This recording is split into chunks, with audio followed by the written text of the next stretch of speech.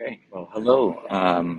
This is Anton. I am currently sitting at the Detroit airport, where my flight has been delayed since 8:30 this morning. But through the magic of technology, I'm coming to you virtually-ish.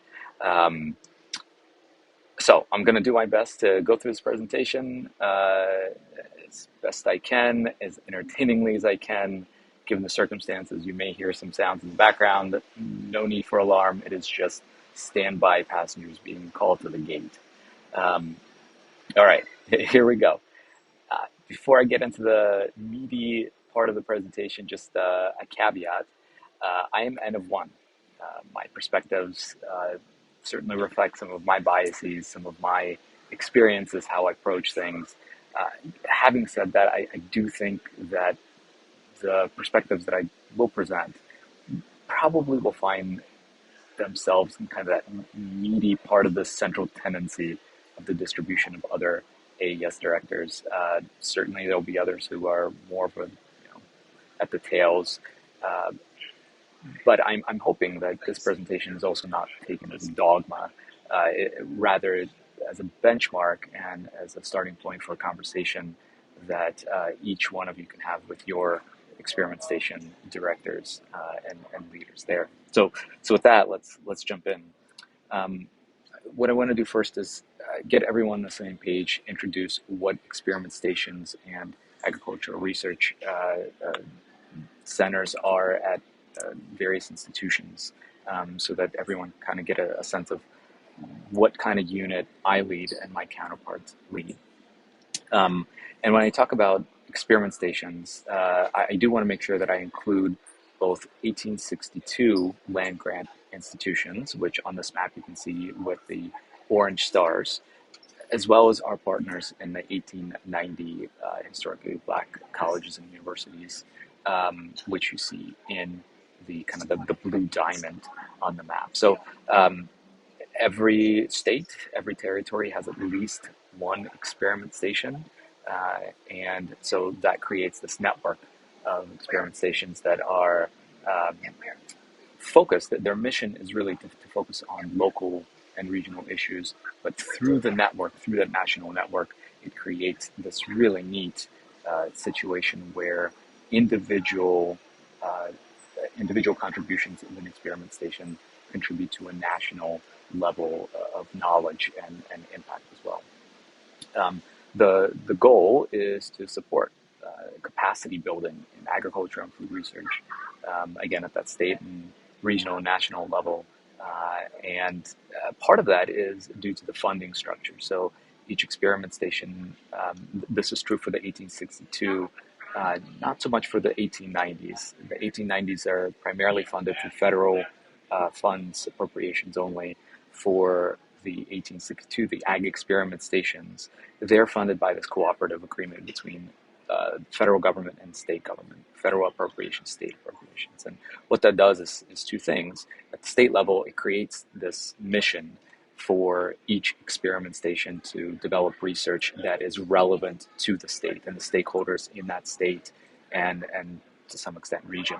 But the fact that federal funds come in is a recognition that the research is going to be important to other experiment stations, to other states, to the country as a whole of getting that research and knowledge capacity built up. Um, in terms of supporting long-term science, number one, each experiment station can allocate funds that it receives from annually from the state and federal government in ways that it chooses within a set of parameters. And so it's not like every experiment station is different, right? So it's going to depend on the leadership. It's going to depend somewhat on the history of how those funds have been appropriated within each state.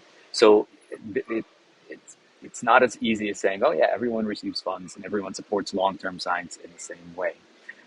But what experiment stations do is they're basically a research institute, right? And the mission of that research institute is to look at the brilliant minds that are in universities, the scientists, and then provide the funding as well as the resources, both infrastructure and uh, people to direct those scientists to develop knowledge that is more local in in its goals, right? Look at local challenges, local opportunities, and direct their scientific brilliance into developing solutions to local and regional challenges, which will then feed into a national system.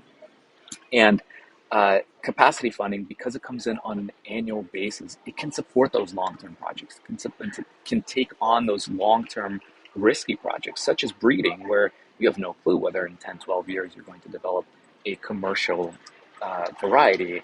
But if you do, it could change the landscape of the state, it can change the landscape of the region for the better, both for producers and consumers. And so that's where experiment stations take on that risk by providing that funding. Um, Despite the funding, right, when there are changes in scientists, in programs, and even in funding levels, um, each program gets to be reevaluated and reassessed in terms of what do we do? What do we do going forward with a particular program? And that's, to some extent, that starts with the directors, right? Our job is to steward public funds responsibly. And part of that is constantly evaluating the successes and the impacts of various programs, constantly trying to look to the future rather than what has happened in the past. The past is really important, but the future is absolutely critical. So the way that I think about transitions is kind of in two tiers of priorities. Number one is mission based. uh, will this move forward the fundamental mission of the station, the college, the university, the state, the region? And then tier two, if the answer to tier one is yes, then what resources do we have and how do we allocate them, weighing the costs and the benefits of prioritizing those programs? And a wild card, of course, is political considerations, and I'll talk about that in a little bit. So, in terms of tier one, how do I think about this? Um, so, again, the question is how can the future of this program support? Number one, and these are roughly in sort of how I think about the priority of these three missions. Number one, how will it impact stakeholders and the stakeholder needs in the state and region? Is it going to actually make a difference going forward, or has that program played itself out? Do we see that the stakeholders don't need or are not asking for findings and assessments and insights coming from this program? Then, of course, it's the station and college and university needs and priorities. It's got to meet those. Land-grant universities, right? Teaching, research, outreach. What are the needs that the college and the university has identified as being important? And then finally, the needs and the priorities of partnering institutions and agencies, right? So USDA, but also partnering institutions within the region and within the nation. How does this program fit into um, that more broader sense of priority and needs? So the tier two. So if all of those three, kind of the answer is yes, that does meet the needs going forward. Then the next consideration is, do we have the resources, right? The money, the land, the space, the people to continue this program? And if no, then we have to think about, okay, so what are the benefits of taking some resources away from somewhere else and putting it into this program? What do other, what doesn't grow? What other programs begin to shrink or get eliminated? What are the impacts and the implications of those changes? So what is the benefit of taking those resources and potentially moving it into this program in order to have a successful continuation or transition? And if resources do exist, then there is the question of, well, what are the opportunity costs? What are we choosing not to invest in? Are there much higher priorities that we will be foregoing if we continue investing in this program? And that's also a really important consideration that I think as a director of an experiment station and as deans, as provosts, as presidents, I think those questions are really important. What will be accomplished what will not be accomplished, and what is the cost benefit in many ways, monetary, mission driven. What are those trade-offs? And then ultimately, there's the wild card. There's the politics, right? And I think about internal politics.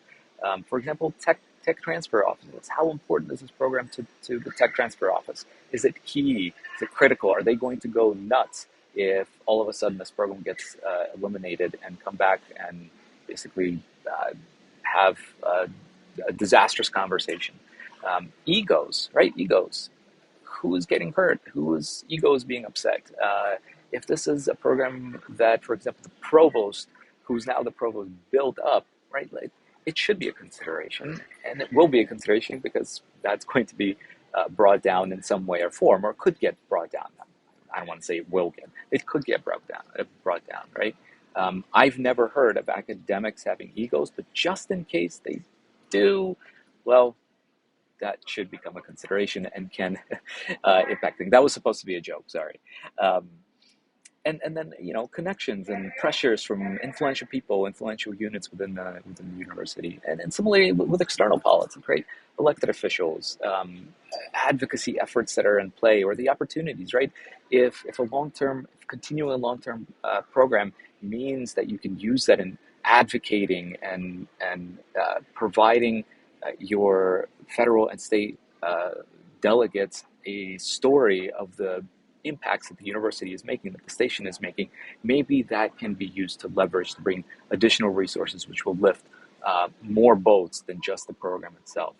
Private company, what is the partnerships? What do the partnerships look like there, and how do things get impacted there? So this is truly a wild card because it can go either way. There could be very important factors. There could be factors that are very loud, but maybe sort of on reflection, they may be able to kind of move forward, even though there are loud factions out there. So it's not the first or second thing that I think about, but it's certainly, just trying to be a realist here, it does make a difference. So kind of putting it all together, if you're thinking about building a case for program continuation, here's four bullet points, four things that I would maybe look to. So if Iago came and said, hey, I want to continue my Kiwiberry program and I'm transitioning away from it, this is what I would ask of him to think about and provide and have a conversation with me. So number one is, how does the continuation of this program going to impact those mission areas that I talked about? And it's got to be multifaceted. It can't be just one. It can't be just the experiment station or just the PI or just a particular lab. It's got to take into account all of those mission areas that as an experiment station they're being thought of. Reducing the cost of transition, honestly, like that's huge. If the PI or the person transitioning out or retiring or whatever it is can organize information, cull and reduce materials that may have been collected from 20 years, maybe some of them are no longer necessary. Those costs are key, and if those costs are not reduced, they will go into that cost-benefit equation of, do we have the resources to do this and then continue the program going forward? So if those costs can be minimized and reduced through preemptive work on the PI, on the labs side, that could be a really important benefit or reduction in cost that can be shown. And certainly recognizing resource limitations and knowing that look, maybe in order for this program to continue, it may need to get smaller. It can't be as big as it will. So is it worth continuing as a smaller program or not at all? That's a really important question, right? I'll use a baseball metaphor. If a player hits a double and then a single, you score a run. That's the same thing as a solo home run, someone just getting up there and swinging for the fences. But the risk of swinging for the fences is high because you can get a strikeout and then you may not get any runs. So it's thinking about those kind of dynamics, maybe marginal steps forward in order to continue a program in a successful way.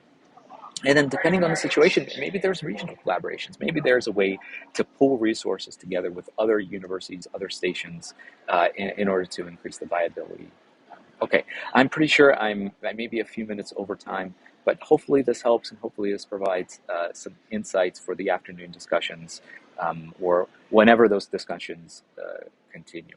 Okay, thanks very much. Please feel free to reach out to me with questions, thoughts. I'd love to hear your reflections, if you have them. All right. I hope all of you have a great rest of your meeting. Thanks. Bye.